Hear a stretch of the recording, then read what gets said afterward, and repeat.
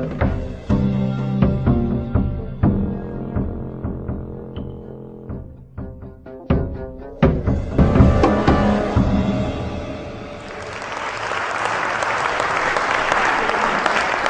official story of 9/11 is a monstrosity. It is an insult to the intelligence. And what's interesting is that today, more and more people, particularly in America, major academics and people like that at various universities, are some of the key people who are forensically taking apart the official story of 9/11, which, I have to say, is not difficult because it's so ludicrous. Not one strand fits to the other.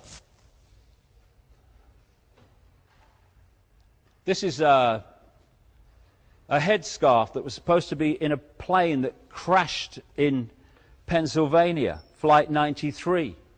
You know, not even dirty. Oh, but it's an exhibit. We found it. Hardly any records, but we found that. And then there was the passport, the hijacker's passport, which the FBI called a press conference to tell the world they had found near Ground Zero, that had been in one of the planes that crashed. A long and dirty war, said Cheney, a war without end. A war without end in justifying the Orwellian state unfolding. See, because it's a mind game, it's not just a mind game, it's an emotional game. To a very large extent, problem, reaction, solution is manipulation of emotion. And the key emotion that entices people to give their power away more than any other is fear.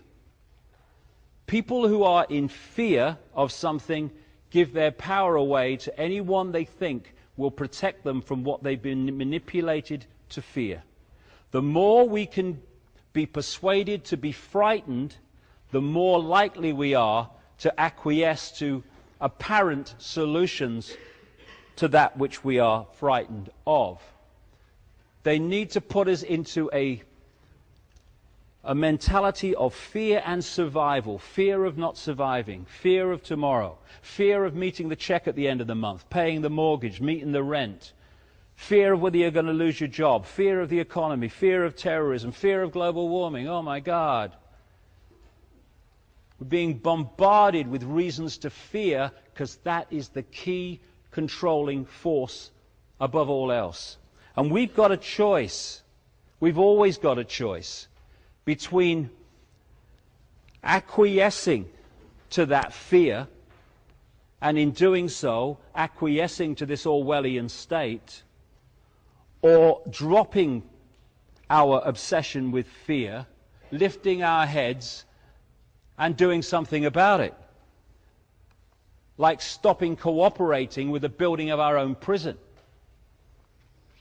Since 9/11, the Orwellian state has gone into orbit.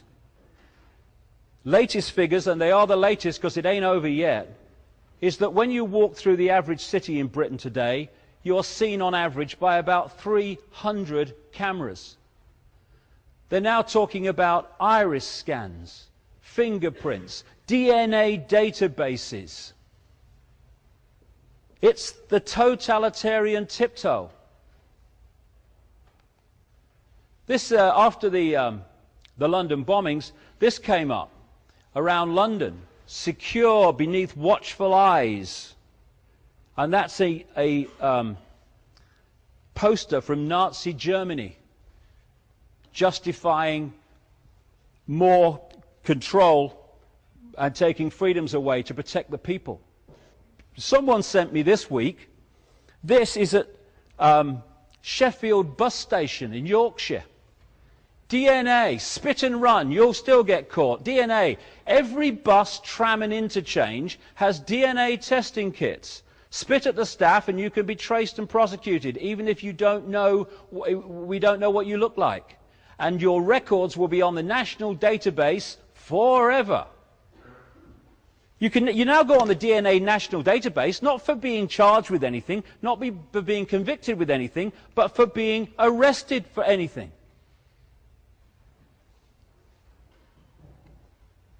There you go. Watch the terrorists among you. Turn the people to police the people. I promise never to question authority or bring up my rights. Stop asking questions. Quiet. Shut up. Hey, here's a free speech zone. How about that? See, there is freedom. Just nowhere near anyone else. I mean, this is not sometime over the rainbow, maybe eventually. This is unfolding before our eyes by the day now. This is what Hitler said to justify the creation of the Gestapo. An evil exists that threatens every man, woman and child of this great nation. We must take steps to ensure our domestic security and protect our homeland. That is almost word for word what they said to justify the creation of what they call Homeland Security in America. And we're now talking about Homeland Security in this country. It's become the new stock phrase, like I say. The technological version of what we've already seen, but on a global level. Hello, elephant in the living room. And like I keep coming back to, it's a mind game, because mind, if you control someone's mind, you control their behavior, their perception, everything.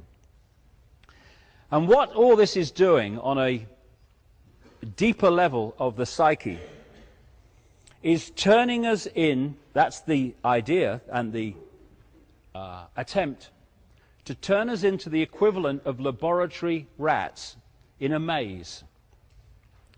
They do these horrific experiments, I think they're horrific, just my view, where they'll have mice or rats going up and down this maze, and they'll go down certain channels and they'll get a shock.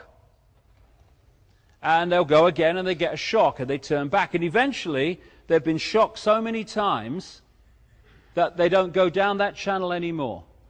You take the electrical equipment away, they can go down the channel without being shocked. They don't go. Because they have been manipulated into acquiescence, manipulated into line. And what is happening to us all the time, more and more, is we're being told what we can't do this, we can't do that. You can't say that. Political correctness. Orwellian's newspeak, in other words. You can't say this, you can't do that. Oh no, you can't go there. Oh yes, you can't put that in your waste bin. You've got to put it here. You've got to put there. There's a fine if you do that. And what it's all done, speed cameras. Oh crikey, you know, the speed camera, what am I doing? And it's getting more and more and more and more, and it's the equivalent of all these shocks on the laboratory rat, and eventually you can fall into a state of total subservience and acquiescence. And that's the idea. It's a mind game. One other thing, before I kind of change direction in the last little bit. This has become another buzz phrase, international law. I hear it all the time. Do you know, I heard people, the time of the invasion of Iraq, saying the invasion was wrong because it was against international law. So, if international law said it was all right to go and slaughter the innocent on a vast scale, that's all right then. No, of course it's not. International law is irrelevant to that. Immorality is what we should be talking about, not that it's against international law. But what is international law? It is a law that everyone on the planet has to obey. What do you need if you want a centralized global dictatorship? You need laws that everyone on the planet has to obey. That's why international law is being talked about in an ever-increasing way all the time, because that's the road to the central tyranny. So anything that can be used to justify international law is a good thing from their point of view. What better than a global war on terrorism? We must have international law to protect everyone from terrorists. What better than global warming caused by the carbon explanation? Oh, we must have international law to meet this threat. Anything that Al Gore's involved in is a scam. Anyone who's done any looking at his background. So international law, you're going to hear more and more and more about. Not only international law, but the need to unify and bring together regulations on this and that and the other in each country on all these different topics. Oh no, you've got different regulations in that country to that country on this, so we must have conformity of global regulations. We're seeing this all the time. Again, building the global centralized state. More and more. And this is as relevant today as when these words were spoken by an anti-Nazi activist, pastor, who said this after the Second World War. First they came for the Jews, and I did not speak out because I was not a Jew. Then they came for the communists, and I did not speak out because I was not a communist. Then they came for the trade unionists, and I did not speak out because I was not a trade unionist. Then they came for me, and by then there was no one left to speak out for me. And we're seeing this all the time, where they're targeting certain groups, and everyone else, because, oh, I'm not part of that group, it doesn't affect me, looks the other way, and they pick them off, and pick them off, and pick them off. And that's what's happening all the time. And yet, what I've been describing, and I could talk at much greater length and often do, is a house of flipping cards. That's what it is. This edifice of global power that I've been describing is a house of cards because it depends on our acquiescence to allow it to happen. The number of people who are knowingly advancing this manipulation compared with the global population is tiny, infinitesimally small at the top of that pyramid. And they can only have power because we give that power away all the time, every day. If someone introduces a law and people just moan about it but get on with their lives, then the people that introduced the law have taken the power over the people. When people see a law that's unfair and in some kind of unity say, we're not having this, we're not doing this, we're not accepting this, this is fascism. Where's the power? If someone comes out of the White House or Downing Street and they say, well, we've had a discussion and we've decided we're going to do this.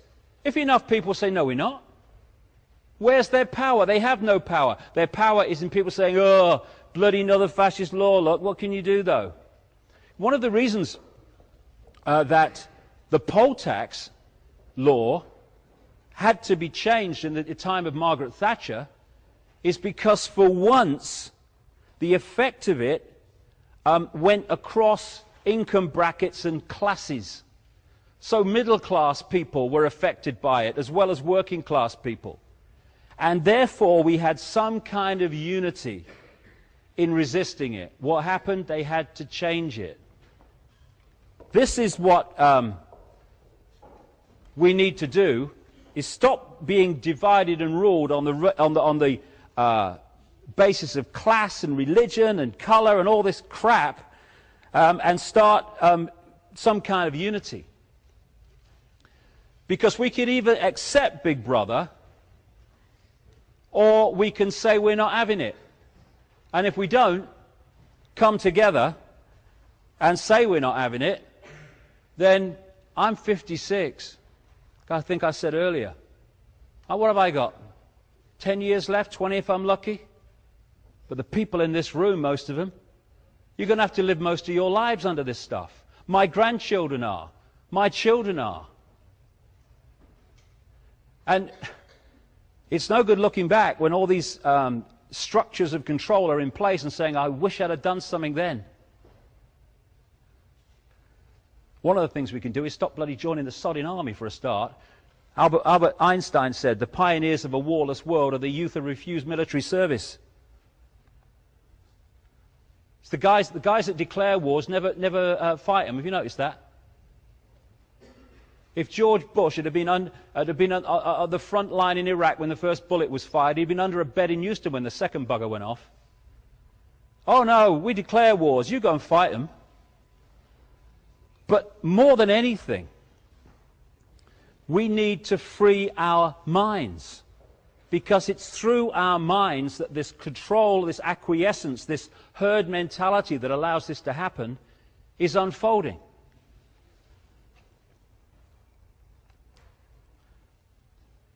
It's an interesting question. Who's deciding what's happening in our heads all the time? Who's deciding what we think we're deciding? When we're constantly programmed, constantly hypnotized to see the world in a certain way and to see ourselves in a certain way. Even from the earliest ages it starts.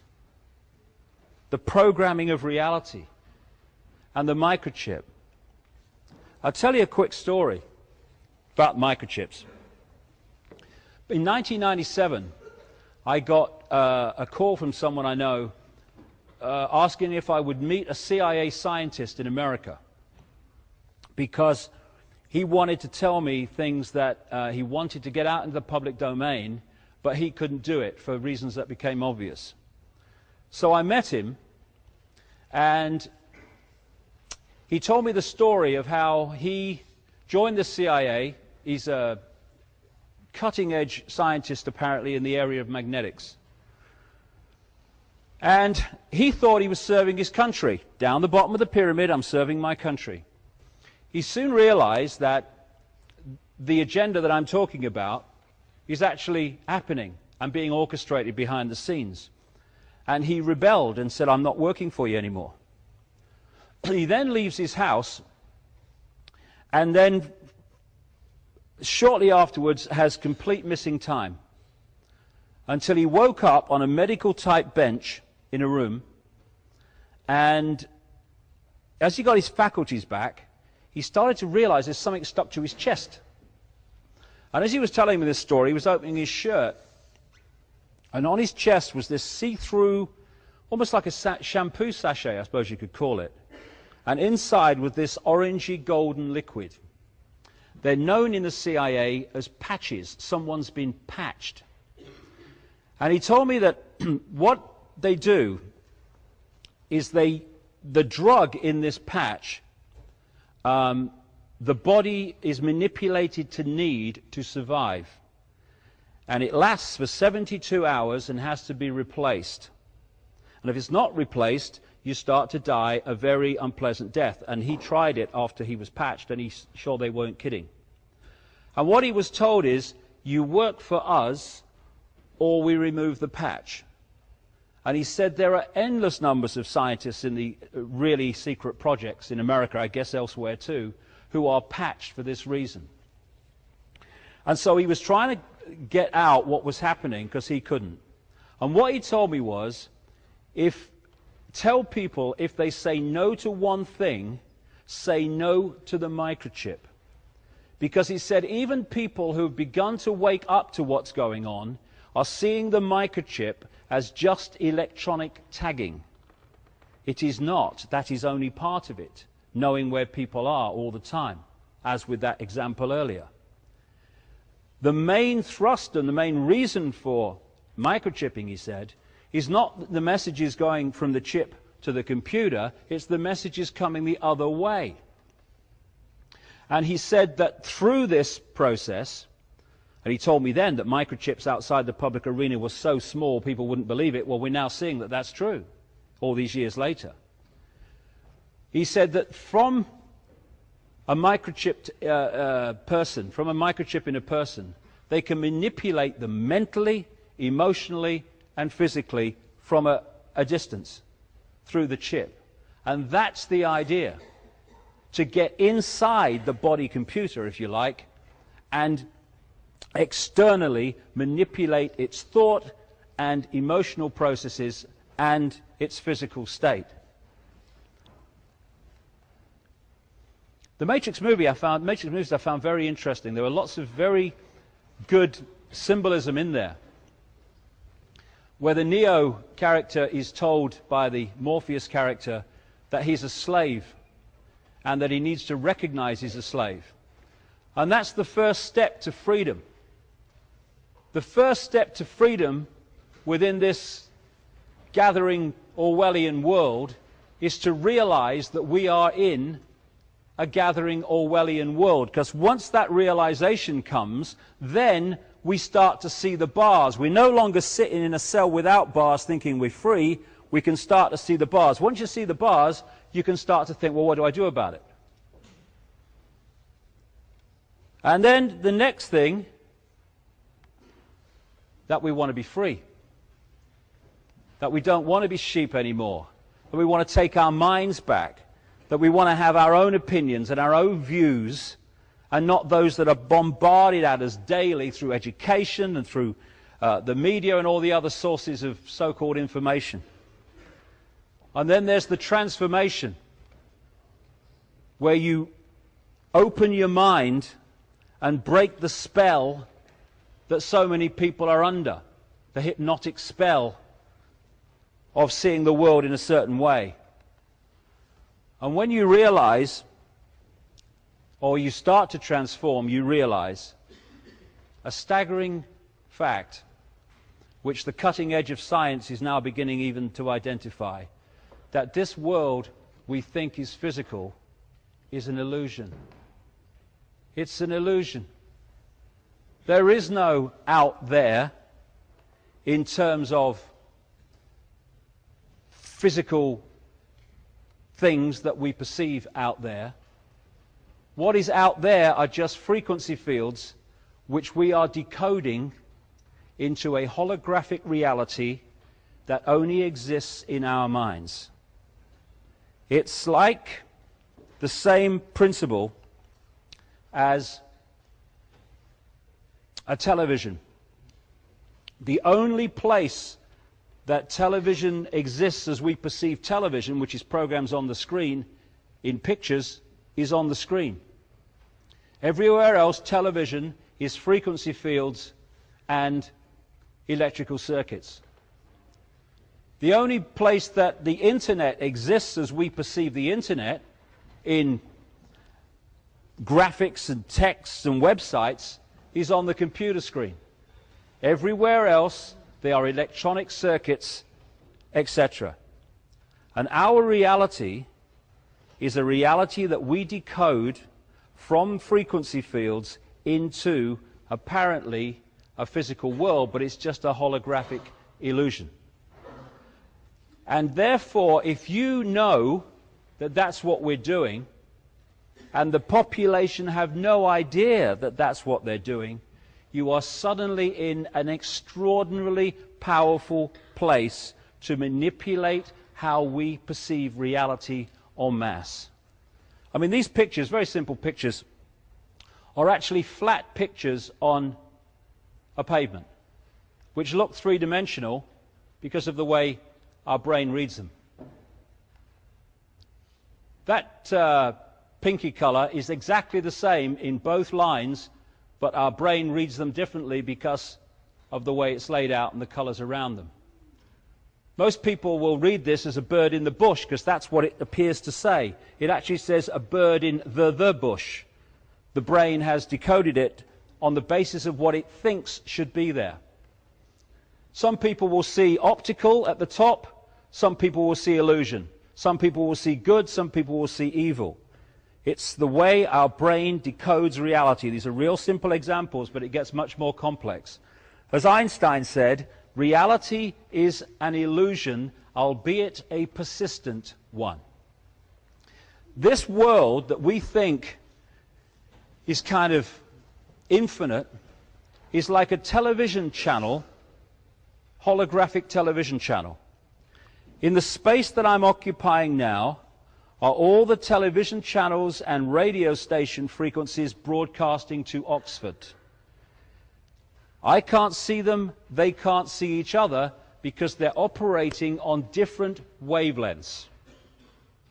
You get a television or a radio and tune it to one of those wavelengths, bingo, that's your station, that's your reality. Move the dial, another station, new reality, but the station you've just moved from hasn't ceased to broadcast, it's simply broadcasting in exactly the same way, but you're not tuned to it anymore. These physical bodies lock us in to a frequency range, a lens through which we perceive reality, which we call the physical world. In the same space that we're occupying are infinite other frequencies of reality, and we ourselves, in terms of consciousness, are infinite. But when we work through a physical body, that infinite consciousness that we are works through a tiny lens. I guess it's about experience, who knows?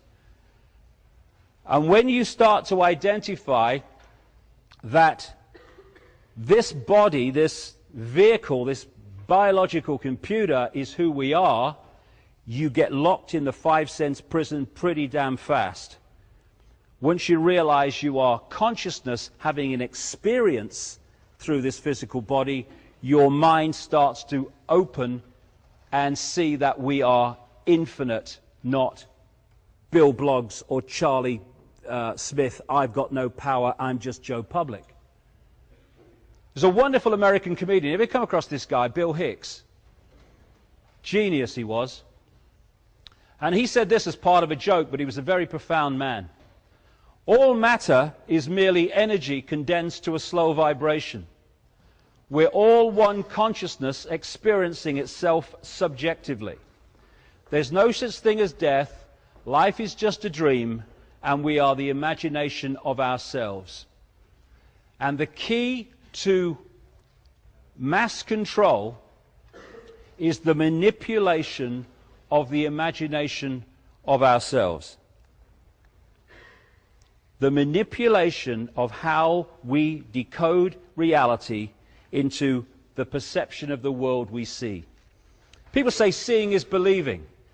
Actually, believing is seeing because our belief systems affect the way the brain decodes reality. Endless research on this to show that that's the case.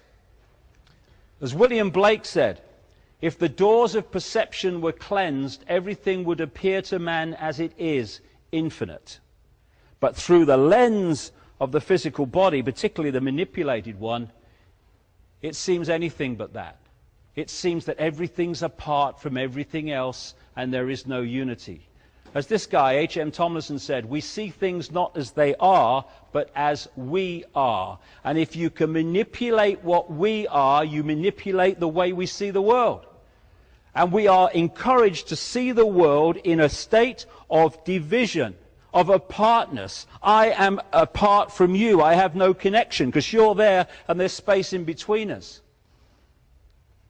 This is where the unity disappears and you get into a thing where it's dog eat dog and every man for himself. Competition, I must win. Division.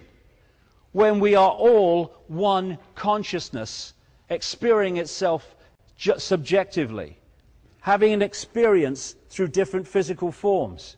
But we are one consciousness that has been set at war with itself by the manipulation of divide and rule and all these other things. The body's a biological computer. It has the ability to think to a very high level itself. And if we drop into what I call body consciousness, where we perceive everything only through the five senses, then we lock into that body level of consciousness which can perceive only this world. And sees the world in terms of division, of apartness, of disunity. When we become conscious, you start to see that everything is one. We're all expressions of each other. René Descartes, talking about self-identity, said, I think, therefore I am.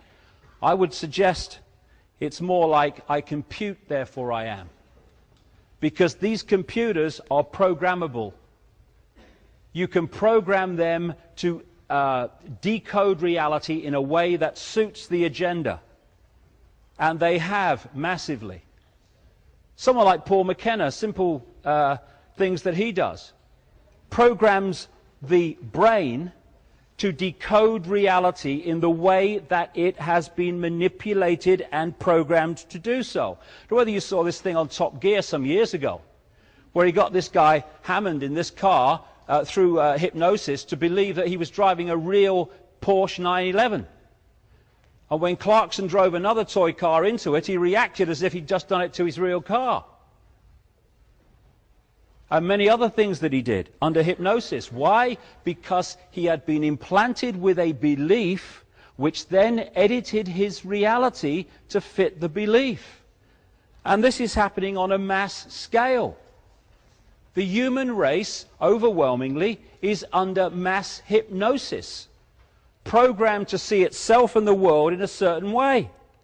Humanity, asleep. When people start to get it and start to see the world in a much different way, they use this term. They say, I woke up. Exactly. Waking up from the trance we've been put into. And what's the biggest hypnotist on planet Earth? The box in the corner of the room, which is constantly telling us what to believe is real, what to believe is possible, what to believe is right, what to believe is wrong, what to believe is moral and immoral, what to believe.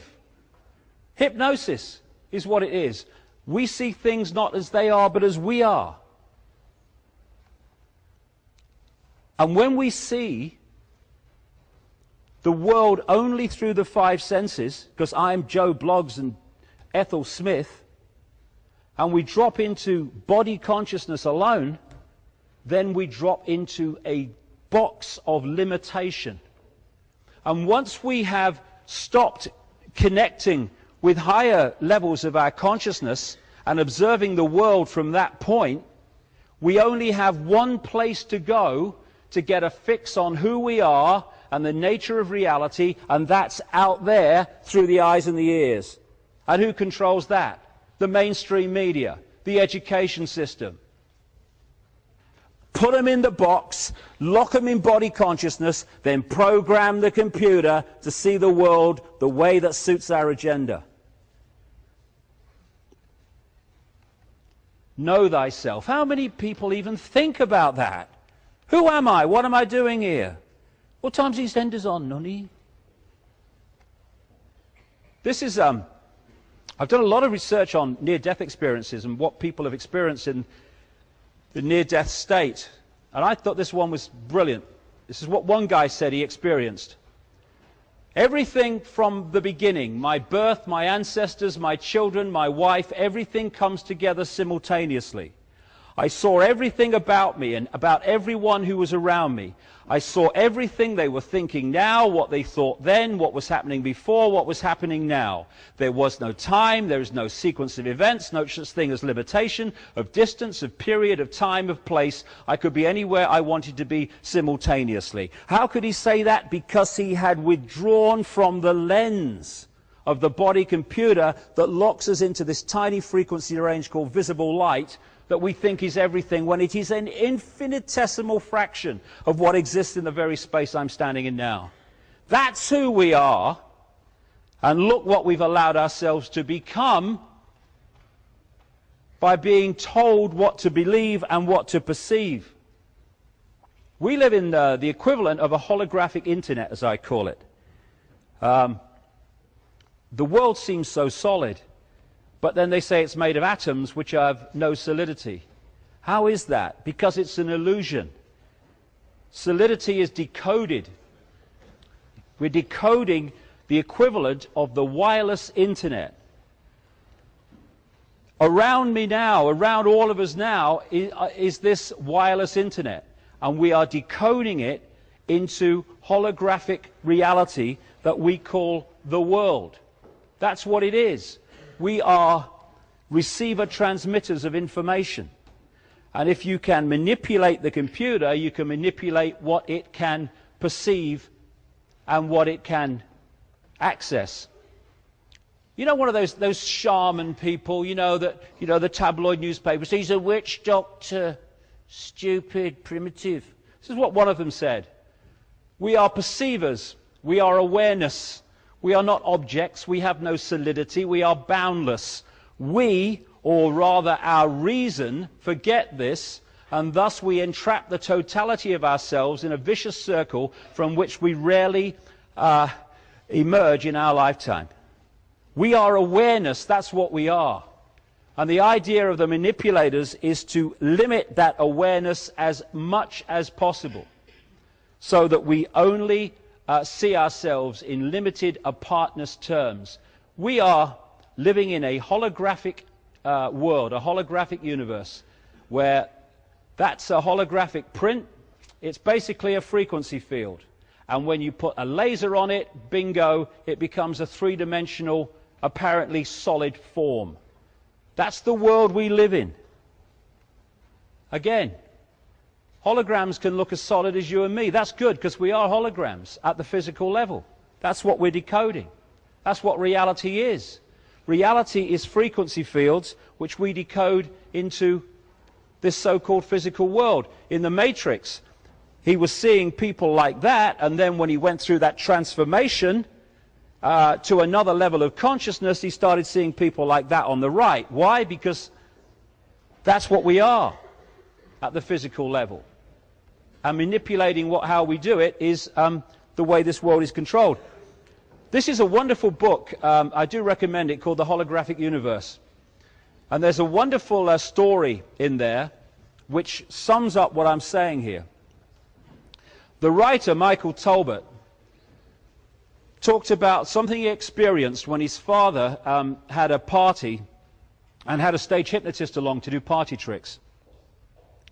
What he did was make people eat a potato and think it was an apple. How does he do that? He implants the belief that the person's eating an apple, and we don't taste with the tongue. The tongue passes electrical signals to the brain, which are decoded.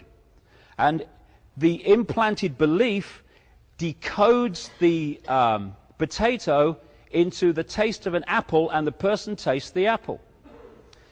And he got this one guy called Tom, and as he was about to bring him out from the trance state, whatever you want to call it, he said to him, when I bring you back to a waking state, Tom, you're not going to be able to see your daughter in the room.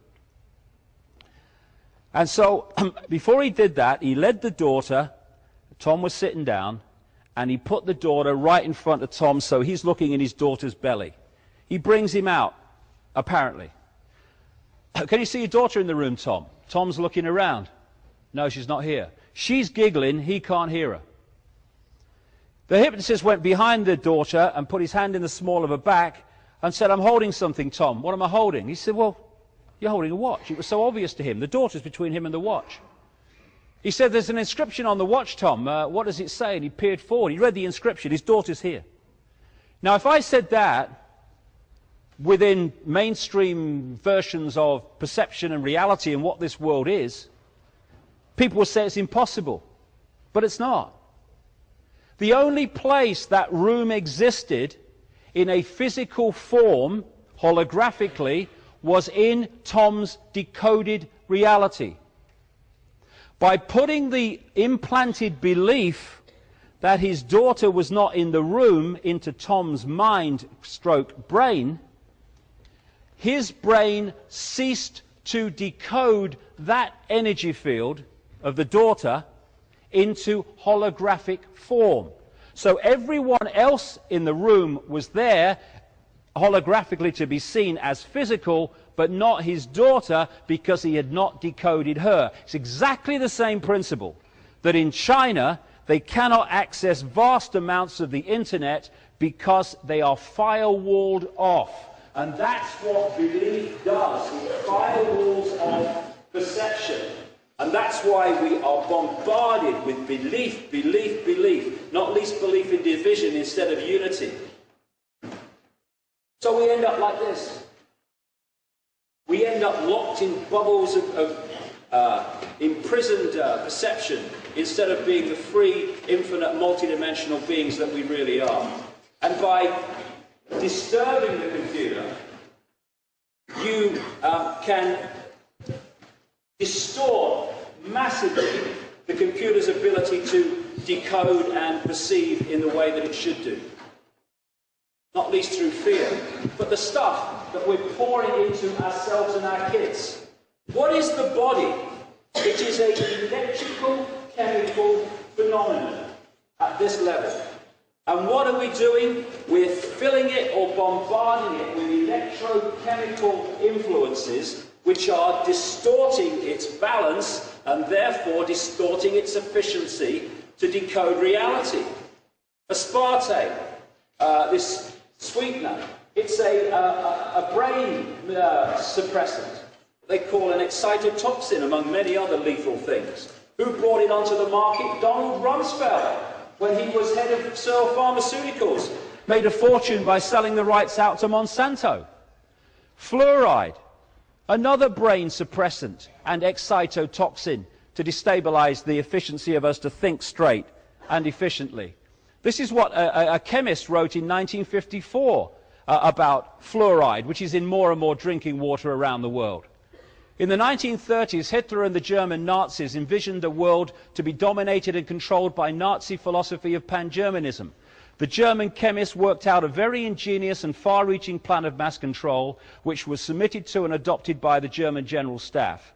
This plan was to control the population in any given area through mass medication of drinking water supplies. By this method, they could control the population in whole areas, reduce population by water medication that would induce sterility in women, and so on. In this scheme of mass control, sodium fluoride occupied a prominent place. Then we're talking about, again, Monsanto with aspartame. It's Monsanto that's behind genetically modified food. What is genetically modified food? It's there to genetically modify us. Vaccines, same. All these things are overpowering the systems of the body, not least the immune system, all the electromagnetic influences too, to turn us into a fraction of the potential that we should be and turn us into the robotic people. And we would never submit to that. This is China today. Germany in the 40s. They just want it on a mass scale. We are consciousness, infinite consciousness, working through the body and having an experience. We are being manipulated to identify with the body as who we are, and therefore we think in terms of limitation, I can't, I could never, and division from our fellow infinite consciousness.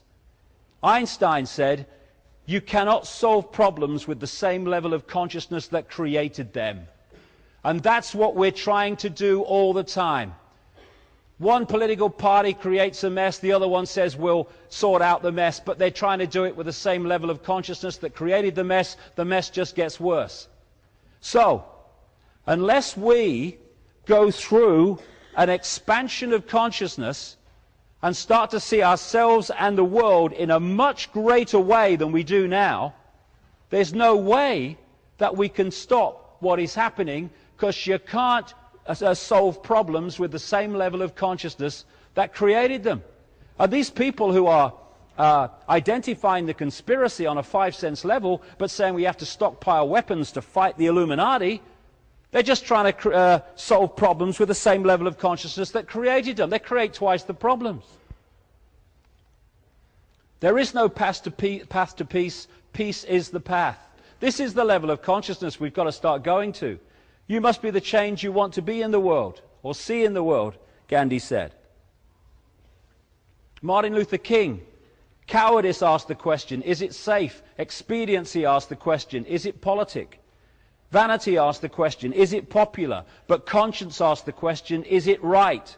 And there comes a time when one must take a position that is neither safe, nor politic, nor popular, but one must take it because it is right. And if I had to say one thing that would change this world dramatically, it's if we started doing what we believe, what we know to be right, and stop doing what we think is right for us in the moment.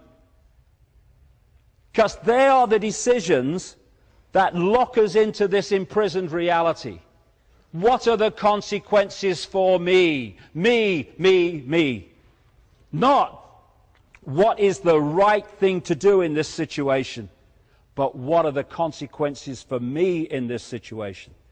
And if we just started doing what we know to be right, instead of what we think is right for us in the moment, then this world would transform because of all that would come from it.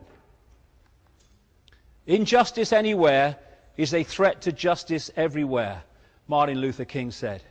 And that is the antidote to divide and rule. I don't care about your injustice. I don't care about your destruction of freedom of speech, because at this moment I feel I'm being treated justly and I have the freedom to say what I think. That's how, first it was the Jews, and I did not speak out because I was not a Jew. We need to start standing up for the rights of everyone to have freedom, even stands back in amazement those we don't agree with. And then we might have some kind of chance of living in a free society and not an Orwellian state, transforming from this society to this society. And it's a time to choose, because like I say, this ain't coming sometime never. This is unfolding by the day.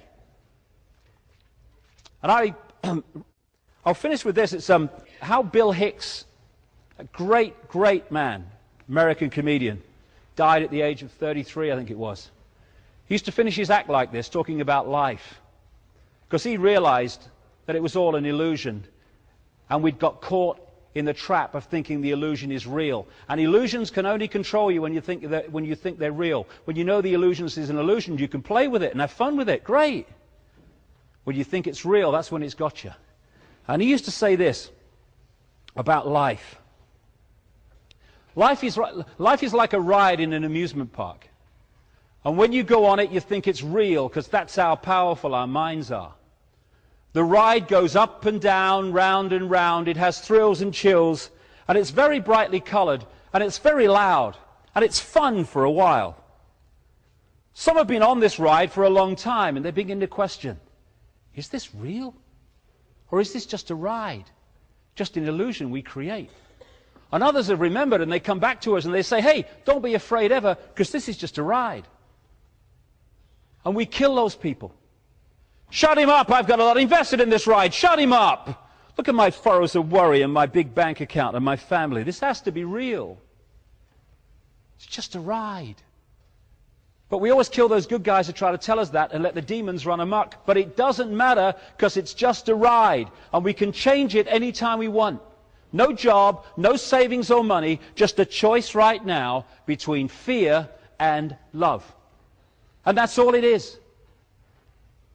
Fear and love.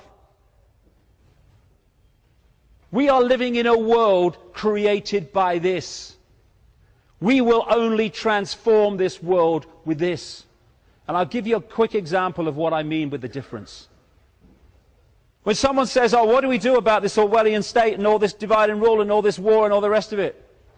This will say, oh, we need a committee meeting, we need minutes. We need to go on a protest march. We need to have the meeting of the UN Security Council. Oh, complexity. Oh, this says, we must love each other. And from that, everything else will come. While this rules, the few will control the many. When this rules, only then shall we be free. Thank you for your time.